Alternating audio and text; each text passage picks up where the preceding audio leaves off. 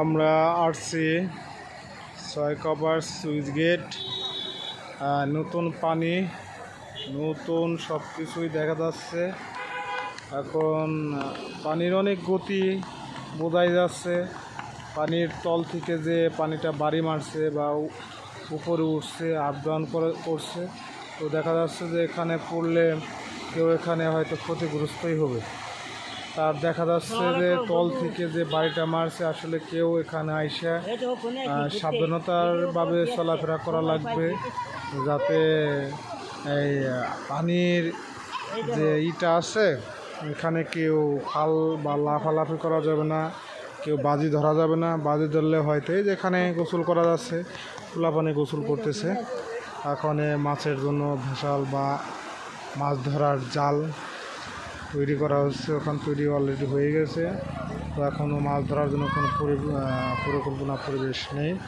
তো এখানে অনেক মানুষ এসেছে দেখার জন্য, দূর থেকে দেখা যাচ্ছে।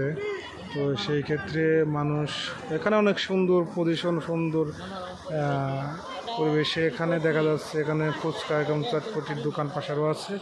তো এখানে দেখা যাচ্ছে আমরা অনেক নিচে আসছি। তো এখানে দেখা যাচ্ছে পানির প্রায় আরও 3 ফিট 4 ফিট উঠলে এখানে আসবে। তো আমরা তো ইসের সাথে আবহাওয়ার সুন্দর মনোরম পরিবেশের সাথে দেখা যাচ্ছে যে আসলে দেখতেছি যে এখানে বিকাল টাইমটা মানুষ সুন্দর কাটানোর জন্য এখানে দেখেন সবাই মনোরম পরিবেশে এখানে সবাই আসে ঘোরার জন্য এবং বিকাল টাইমটা আনন্দ উপভোগ করার জন্য।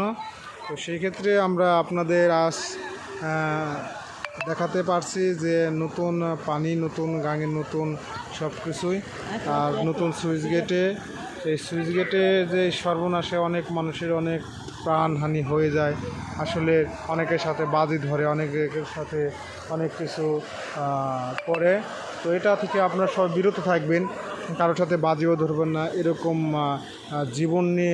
জীবন নিয়ে কখনো চিনিমিনি খেলবেন না। জীবনটা আপনার, মূল্যবান জীবনটাকে আপনার উপভোগ করার জন্য সব কিছু আপনি নিজের মতো সাজিয়ে গুছিয়ে রাখবেন। তো দর্শকবৃন্দ ও ভাই বোনেরা, আজকের মতো এখানেই। তো এ পর্যন্তই। তো ভালো থাকবেন।